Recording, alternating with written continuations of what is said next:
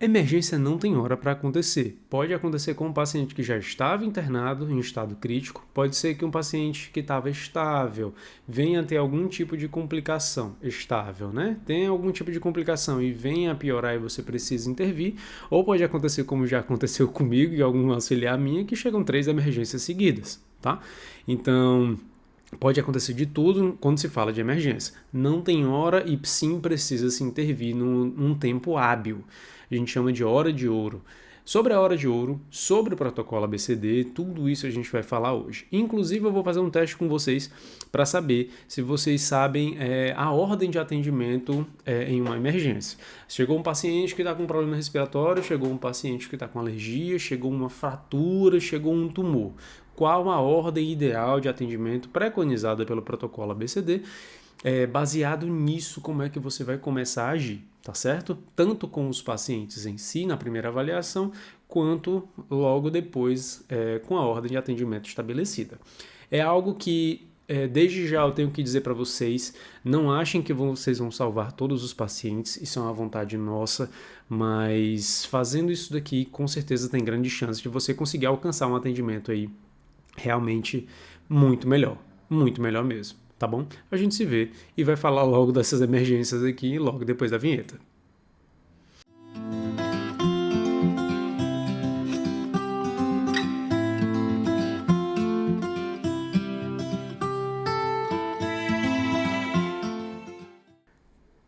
Sim, não é à toa, tá? A bandeira, estou em Portugal. A gente está fazendo uns cursos, treinamentos aqui justamente para poder melhorar a questão dos atendimentos, principalmente atendimentos emergenciais e também a parte de intensivismo, tá? Em relação à parte de vídeos aqui, com certeza não ia deixar. Foi uma trabalheira trazer tudo isso aqui para poder gravar para vocês. Tem luz, tem computador, tem microfone, tem câmera, então dá o like no vídeo porque realmente foi uma trabalheira trazer para cá, fazer o curso justamente para a gente conseguir oferecer mais coisas aí para vocês. Como eu tô falando, né, não deixa de curtir logo, se inscreve no canal, eu tenho que fazer essas solicitações, a gente tem que aumentar a quantidade de inscritos aí para a gente conseguir alcançar mais gente para o YouTube ver que realmente tem uma relevância muito maior.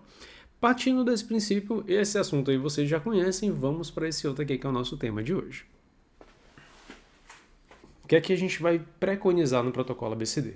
Primeiro você tem que entender o que ele é. Ele é esse protocolo sim de atendimento ao paciente traumatizado, ao paciente emergencial, e ele é quem vai direcionar por onde é que começa ali o tratamento que a gente vai fazer nesse tipo de paciente tão grave. Ele tem uma ordem de atendimento, essa ordem não é à toa e sim vai ser feita todas as vezes que chegar um paciente traumatizado. Está num período de emergência, você vai verificar A, B, C, D, tá? Na ordem, aéreo, boa respiração, circulação do paciente e a deambulação. Essa é a ordem que se vê. Por quê? Porque essa é uma ordem de risco. O paciente que ele não está respirando e um paciente que ele está com circulação ruim, o paciente que está com dificuldade respiratória ou parou de respirar, é muito mais crítico. Então, o que é que... esse é um conceito que a gente vai ver bastante aqui, tá?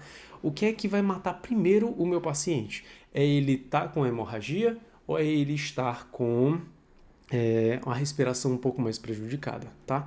Então, sempre tenha em mente aquilo que é prioridade para um paciente de emergência.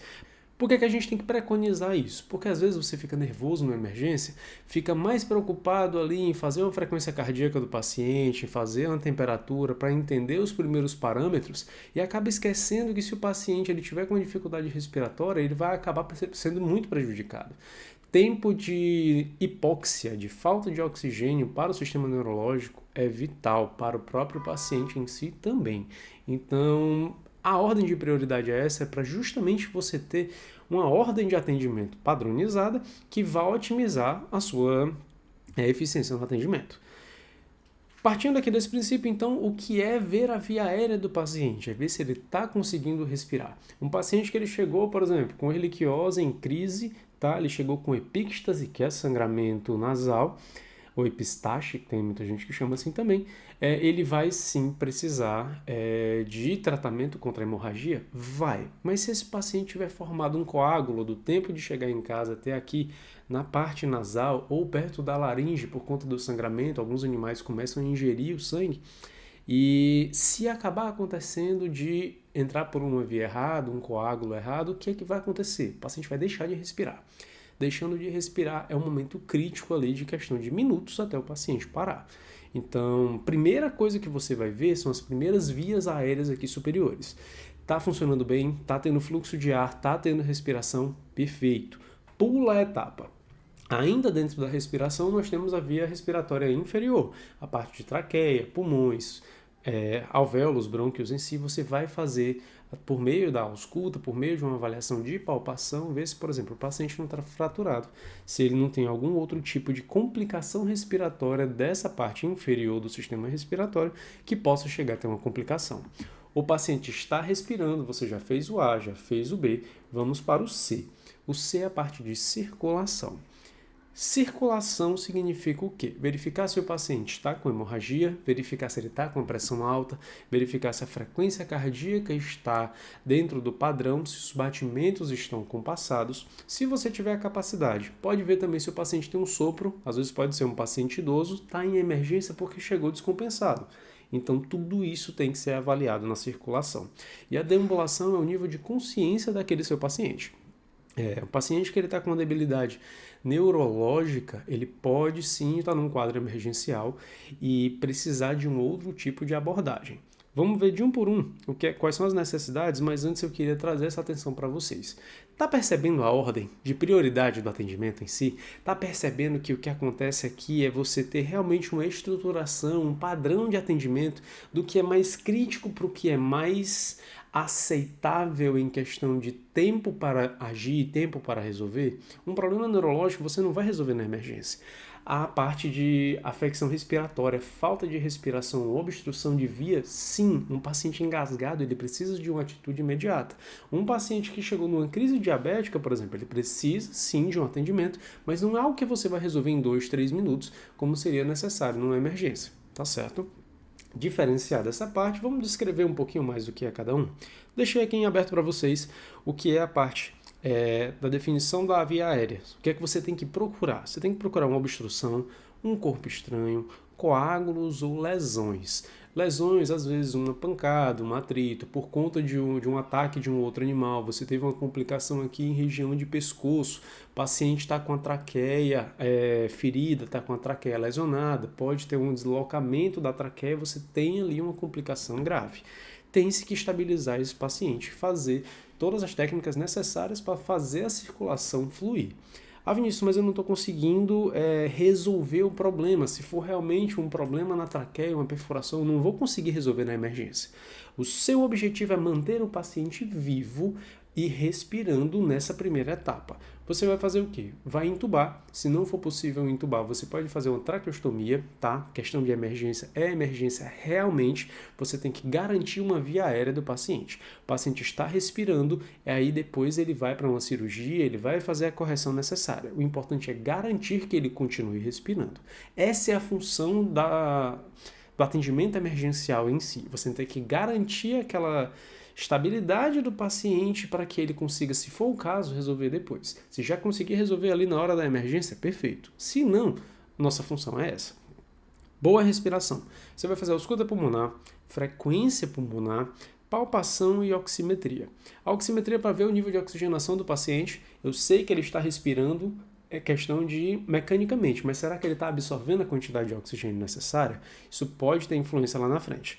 A ausculta pulmonar vai dizer para você se ele está com algum tipo de problema pulmonar em relação a nível de obstrução interna, vai ver se a ausculta está mais abafada ou não, se tem burburismo, se você tem líquido dentro do pulmão, isso dá para perceber numa ausculta pulmonar. Frequência respiratória vai te dizer também se ele está tentando compensar algo. Normalmente a parte respiratória, se você gosta da parte de distúrbios ácidos básicos, tem até vídeo do canal, que eu vou deixar aqui em cima para vocês. A respiração ela pode ser sim uma compensação que vai tentar equilibrar ali o quadro de uma acidose, de uma alcalose, depende muito ali do que está acontecendo no paciente. A palpação é necessária por quê? Tá? Foi até uma das questões que veio quando eu fiz a prova para poder vir para cá. Se você tem uma coisa chamada flail chest, você vai ter influência em cima da respiração do paciente. Flail chest é quando você tem duas ou mais costelas seguidas quebradas no paciente por conta de um trauma. Se você palpa e percebe a diferença, visualmente você consegue ver a diferença de respiração abdominal e torácica, você vai entender que aquele paciente tem algum tipo de alteração e pode ser necessária a intervenção. Tudo isso são padrões que devem ser observados e pode parecer muita coisa, mas você faz assim, tá? Você olha, vê a via respiratória, o paciente está respirando, não está obstruído, tem via de circulação de ar, já foi o A. O B, você vai fazer a ausculta, percebeu que tem um burburigmo, percebeu que tem alguma alteração, mas ele está oxigenando. Colocou o oxímetro, percebeu que está em torno ali de 90% a 95%. 95% seria o ideal, tá? Mas 90% ali ainda está aceitável. Beleza, foi o B, tá? A parte do C, circulação, frequência cardíaca, você vai apertar ali a gengiva do paciente para ver o nível de retorno sanguíneo ali, de capilaridade. Às vezes, por dor, aquilo está muito mais aumentado. Pressão arterial também vai estar mais aumentada. Observe se aquele paciente está com hemorragia e se ele está com o ΔT, que é de temperatura diferenciado, tá? As patinhas estão muito geladas em relação ao tórax que está quente. Tem um nível de alteração ali, você sabe qual é? Esse nível de alteração pode acontecer, a gente já falou em alguns vídeos anteriores, mas pode ser uma diferença de uma hemorragia, ou então ele está fazendo vasoconstrição periférica para tentar compensar e aquecer o organismo na parte vital, que é a parte de cérebro, coração e pulmão, tá? Então, tem essas alterações, isso tudo é muito rápido. A gente está descrevendo aqui com calma para você conseguir ver, mas sim, é muito, muito rápido, tá? Em relação à deambulação, você vai ver o nível de consciência do paciente, a resposta que ele tem aos estímulos e também o aspecto neurológico em si do paciente. Como o D já é a última etapa, existe quem diga que tem o A, B, C, D, E, e aí o exame físico detalhado seria a última etapa. Essa parte está meio casado, o D com E, tá? A parte de exame físico vai estar dentro da parte de exame também neurológico, então você tem uma compensação aí um do outro, tá bom? Acaba que eles mesclam aí as atividades.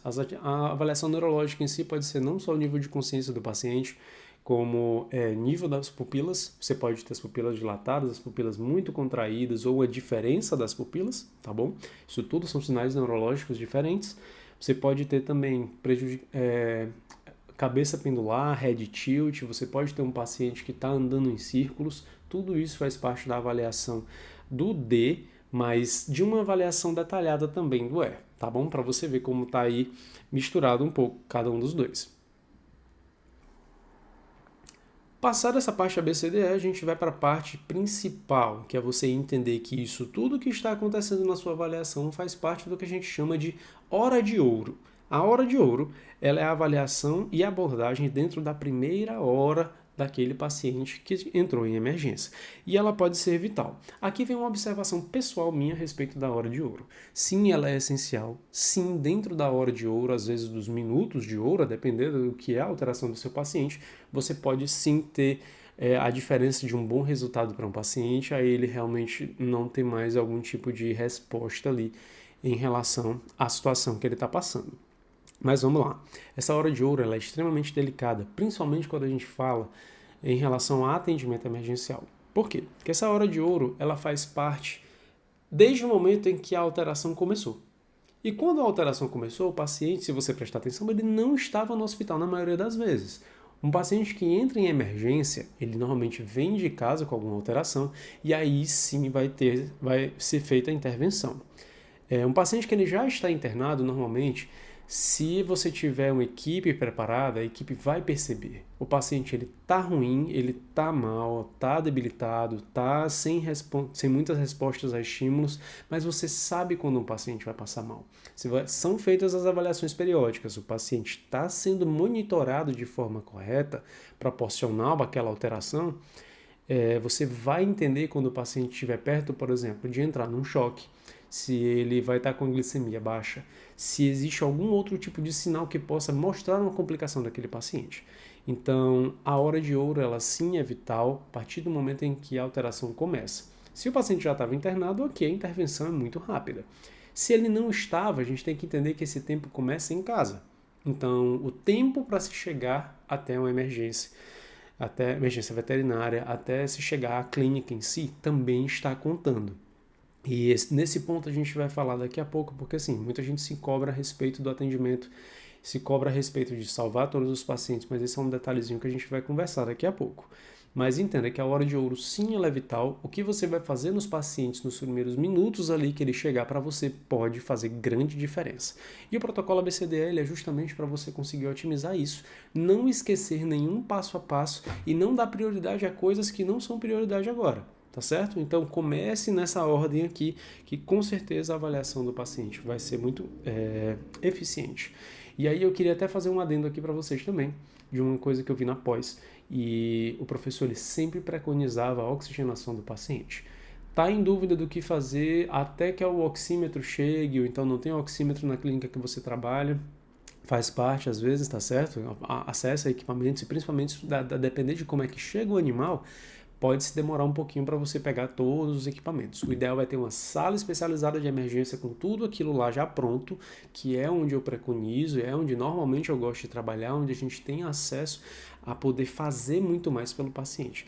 Mas coloca no oxigênio, tá? Pelo menos nos primeiros 15 minutos ali, já deixa no oxigênio, faz a avaliação do paciente. Enquanto você está fazendo o resto da avaliação de circulação, de deambulação, já deixa ele oxigenando. Deixe uma pessoa lá com isso. Isso se ele não chegar parando aí, que já é padrão, tá? De fazer o oxigênio.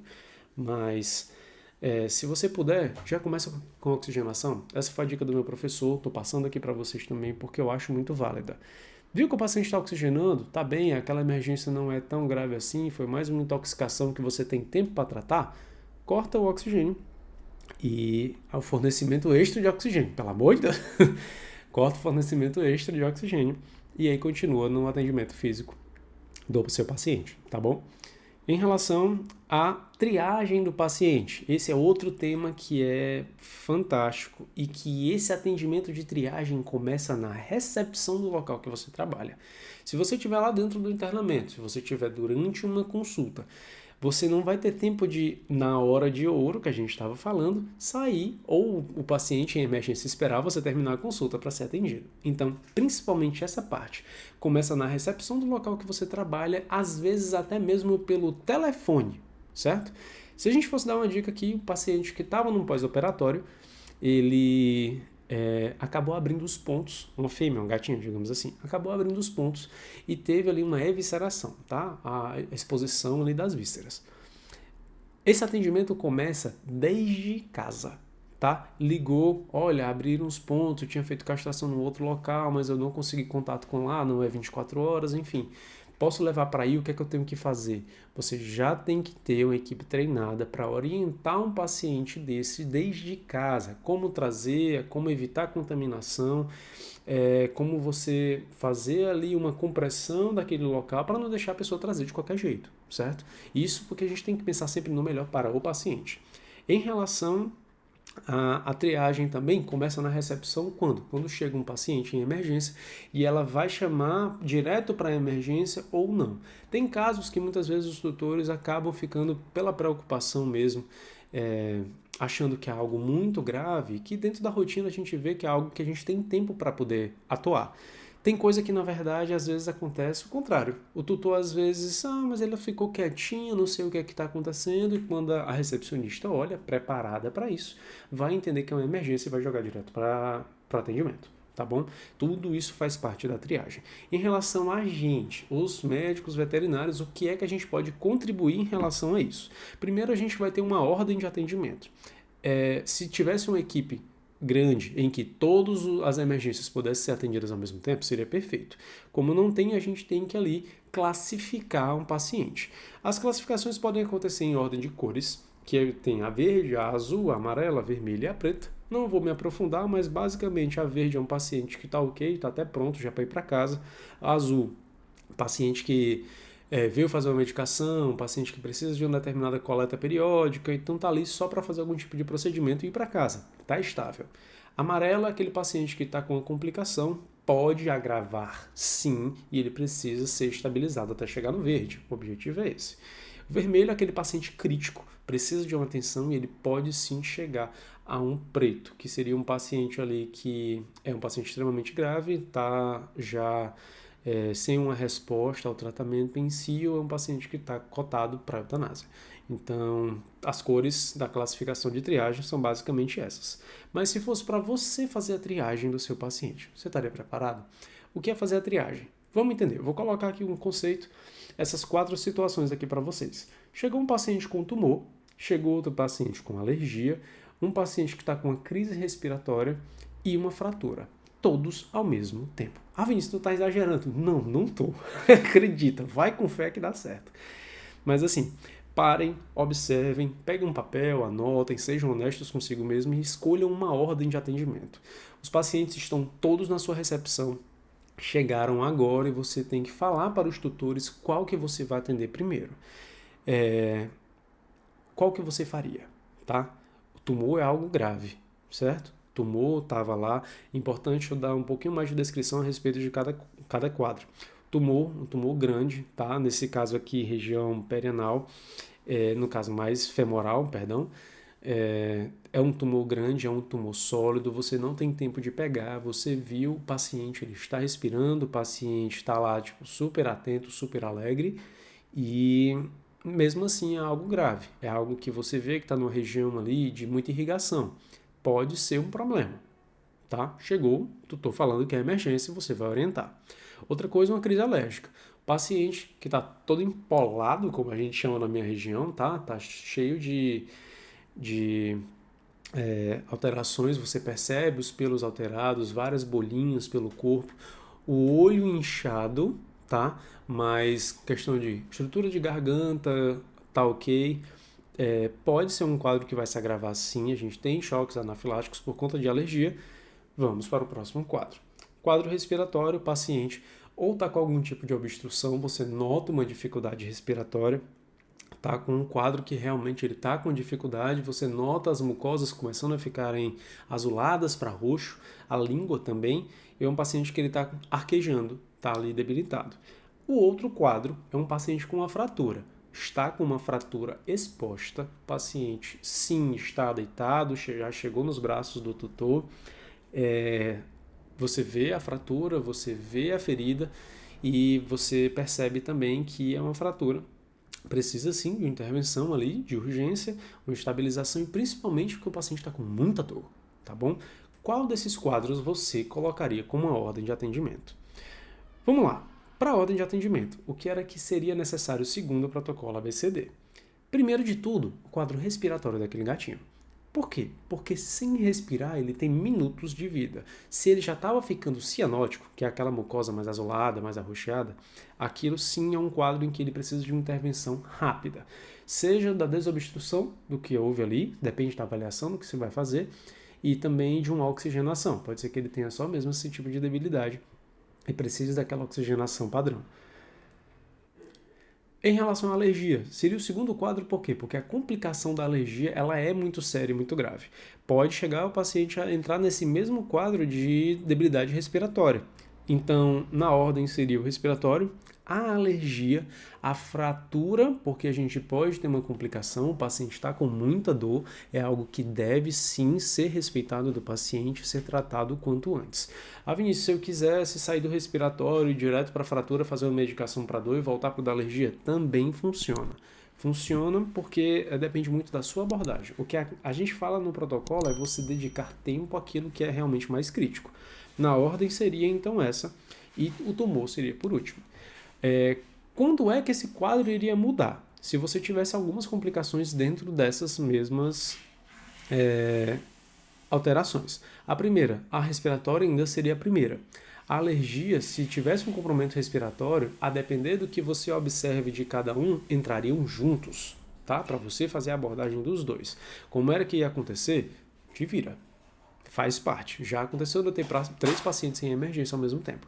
Então, a gente tem que estabilizar. Estabiliza quem é mais crítico, vai para o próximo, estabiliza ele também, vai para o próximo e volta para aquele que precisa daquele atendimento mais rápido. Em relação à fratura, se houver uma hemorragia ativa e intensa, pode ser que ele pule o da alergia se você perceber que o da alergia está estável, tá bom? A perda do sangue pode ser muito crítica também para o paciente. E o tumor vai na mesma proporção ali daquele 3. O paciente está com o tumor há mais de 4 meses e ele está estável? Vai esperar. tá? É um quadro que precisa de atendimento, mas ele vai esperar pela urgência dos outros. Mas em relação a um tumor que estourou, o paciente chegou com sangramento ativo, é algo de emergência e vai entrar direto, tá bom? Então, entenda as complicações de cada quadro, isso não é fechado, a decisão é sua e o resultado pode sim ter uma diferença grande se você seguir esse tipo de esquema, tá bom? Em relação à monitoração, proporcionar uma gravidade de cada paciente, um paciente que chegou com a fratura, você estabilizou, parou o sangramento, ele não vai precisar de uma monitoração tão intensa quanto um paciente que chegou com uma dispneia grave, um paciente que é cardiopata, que chegou arquejando. Tá? Então, proporcional a cada situação, mas ninguém vai ficar sem monitoração. O quadro pode mudar de cada um, como eu falei. O quadro de um pode acabar tendo um agravamento e aí você precisa passar ele como prioridade ou fazer uma monitoração mais intensa. Entenda que aquele quadro que ele chegou não é estável e não é porque você está ali na frente do paciente que ele vai melhorar. Então, sim, pode ter um agravamento do quadro e você pode entrar com outras intervenções. E em relação à ciência da gravidade do quadro, isso vale tanto para você, que está conhecendo agora a partir de entender o que é o protocolo ABCD, quanto também falar para o tutor. O momento da emergência é um momento em que você vai precisar ter um contato rápido, tanto para entender de onde veio aquela emergência, entender o que foi que aconteceu, mas deixar o tutor ciente de que é um quadro grave, que precisa-se de intervenção e que você, por enquanto, não tem garantias. O doutor costuma perguntar, doutor, mas o meu paciente, o meu cachorro vai ficar bom? Mas vai dar para salvar, não vai? Vamos fazer o possível. Eu ainda não posso afirmar nada para você, mas eu preciso voltar lá para dentro para atendimento. É algo que às vezes a gente precisa se ausentar por segundos, chega, conversa com o tutor, entende um pouco mais do que aconteceu, pega informações necessárias e volta. Tá? Principalmente quando é um quadro de intoxicação. Se você entender o tipo de intoxicação que aconteceu, é muito melhor para você entrar com um tratamento mais direcionado, tá bom? Em relação à regra dos 20 de Kirby, eu não vou falar aqui agora porque são 20, tá? Então, se você quer um vídeo sobre isso, deixa aqui embaixo, regra dos 20, aí eu faço um outro momento para vocês. Em relação à reposição volêmica, nutrição e controle de dor, isso é padrão nos pacientes que estão internados, tá? A nível de reposição volêmica, você entender qual foi a perda, a velocidade da perda, se ele teve uma perda muito grande de fluidos nos últimos 3 dias, ou se foi nos últimos 3 meses. Então, notou que o paciente estava mais desidratado, 3 meses foi muito, tá? Mas as 3 semanas, certo? Foi durante uma semana inteira, 2 semanas que ele vinha perdendo, vinha desidratando, notou que ele estava vomitando já, ou foi nos últimos 2 dias, tá? Uma perda muito acentuada requer uma reposição acentuada também. A nutrição do paciente, pacientes que não comem normalmente há mais de 24 horas, mesmo que essa hora venha de casa, o ideal é que se faça uma sondagem. E aí, nessa sondagem, vai muito da abordagem de cada um. Eu prefiro aguardar 12 horas, fazer medicação para dor, porque a maioria dos pacientes não comem por conta de dor que estão sentindo. Desconforto, seja abdominal, seja por um ponto ali que realmente esteja machucado no paciente. Então, muitas vezes, quando você entra com intervenção medicamentosa, ele já melhora, já come. Mas eu não deixo passar dentro do internamento mais de 24 horas o paciente sem se alimentar. Se está desse jeito, ele vai para a sondagem, certo? Em relação a... adendo importante aqui, para quem me conhece sabe do que é que eu estou falando. Se você tem um paciente que está sem comer há muito tempo e você vai escolher uma abordagem que vai precisar sedar ou anestesiar o paciente, faça com muita parcimônia, tá certo?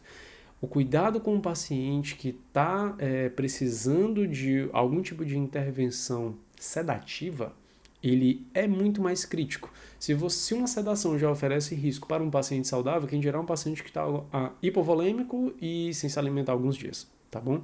Então, assim, muito cuidado nessa hora e com qual tipo de abordagem que você vai fazer. Em relação ao controle de dor, também extremamente necessário e é algo que a gente já pode começar nos primeiros momentos que você percebe, tá certo? Às vezes a estabilização de um paciente já começa daí. Avaliações periódicas do paciente, fazer as monitorações pelo menos 2 vezes por dia. A maioria dos locais que eu trabalho às vezes fazem 3, 4 vezes. Então, 2 por dia, uma quando começa o seu plantão e outra quando já vai entregar o plantão para o colega também, às vezes é necessário. Óbvio que se você tiver um paciente em emergência, mais monitorações vão ser necessárias. E em relação ao acompanhamento especializado, notou que aquele quadro do paciente faz parte de um quadro renal, de um quadro endócrino, chama um especialista. Conversa com o especialista, traz aquele colega para atender junto com você, porque quem ganha é o paciente, tá certo? E aqui vinha aquele final que eu queria conversar com vocês, a respeito de prognóstico. Prognóstico é o final mais provável de uma determinada situação. E o que é que vai acontecer? Eu quero que vocês entendam que vocês têm sim grande influência sobre o resultado daquele paciente, mas vocês não podem controlar. Não prometam que um paciente vai sair de uma determinada situação porque não está nas suas mãos. Eu sei que se dependesse você salvaria todos os que você pudesse, mas entenda isso daqui. Você tem influência sobre o resultado, mas você não pode controlá-lo. O resultado ele pode melhorar muito com o atendimento seu, com o atendimento especializado, com o acompanhamento, com exames. Pode, mas você não pode em nenhum momento garantir isso para o tutor porque não está na sua mão fazer isso, tá certo? É algo que eu quero que você entenda, é um recado que eu deixo aqui também para os meus colegas e esse ponto é muito importante. A perda de um paciente é grave para o tutor, é um filho de alguém, e em momento nenhum achem que nós, como médicos também, a gente não sente a perda de um paciente. A gente estuda para poder tratar, a gente faz esse acompanhamento, a gente está ali na hora mais crítica que o paciente precisa. E quando o paciente precisa, a gente quer oferecer o melhor. Então, é por isso que a gente estuda, é para isso que a gente se prepara, é para isso esse vídeo. Então, ofereça o melhor que você pode, entenda a condição do paciente e que em 90% dos casos, você bem preparado, você vai conseguir fazer tudo. Mas às vezes é um quadro em que o tutor passou o dia na praia, deixou o animal em casa, assim que ele saiu de casa, o paciente acabou aprontando, quando ele chegou de tardezinha, já passou a hora, as 3 horas, as 5 horas de ouro, digamos assim, e não tem mais muito o que se fazer, tá? É algo que você tem que estar consciente, é algo que você tem que tranquilizar o tutor, tá? Porque muitas vezes os tutores vão se culpar em algum momento e é delicado, é um momento delicado, tá? Eu acho que foi um dos momentos mais tensos que a gente já teve aqui de vídeos no canal. Normalmente eu sou bem mais animado para falar de alguma coisa, mas quando a gente precisa falar de uma coisa séria, a gente também vai conversar aqui. Em relação à perda de pacientes, é tão grave para o tutor quanto para o médico. Nesse ponto eu gostaria até de fazer um comentário aqui. Teve uma vez que eu precisei fazer a eutanásia de um paciente, não estava responsivo de forma nenhuma, e eu achei interessante que o tutor, ele me achou no Instagram depois e veio mandar uma mensagem para mim, dizendo que ele estava muito triste, muito chateado, mas que ele parou para pensar que eu também poderia estar triste com a perda do paciente. Eu converso bastante com o tutor, principalmente numa situação dessa, e ele veio me mandar mensagem dizendo que desejava que eu também encontrasse conforto. E foi uma das mensagens que eu mandei para ele. Porque ele percebeu que a gente também sente a perda de um paciente. Então, foi muito interessante. Eu lembro desse paciente até hoje, morava lá perto da minha mãe. E é muito importante esse tipo de apoio. Tá? A gente tem o apoio da família, a gente fala muito sobre quadros complicados, principalmente dentro da veterinária.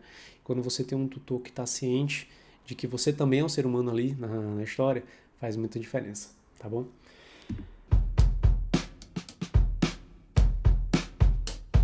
Pessoal, o vídeo tá meio tenso agora no final, mas basicamente foi feita, atingimos todos os objetivos, passamos as mensagens que deveriam ser passadas, e nesse momento agora é o que realmente a gente entender as complicações, entender que esse protocolo ajuda muito, e eu espero que ajude também vocês nos atendimentos, e principalmente se você for estudante, ajude também nos seus estudos para quando for o seu momento você fazer o melhor possível, tá? Esse é o objetivo da gente aqui, tá? Eu tô fazendo cada vez mais cursos, mais especializações, estou aqui não é à toa, justamente para a gente conseguir melhorar isso tudo, melhorar os atendimentos e oferecer cada vez bons resultados para os pacientes. Eu deixo vocês aí com essas reflexões, estudem, se tiveram dúvidas, se erraram naquele teste lá, não se culpem, tá? Faz parte, agora você já sabe, daqui para frente é só realmente aplicar o que a gente está vendo aqui. Fiquem com Deus e até a próxima.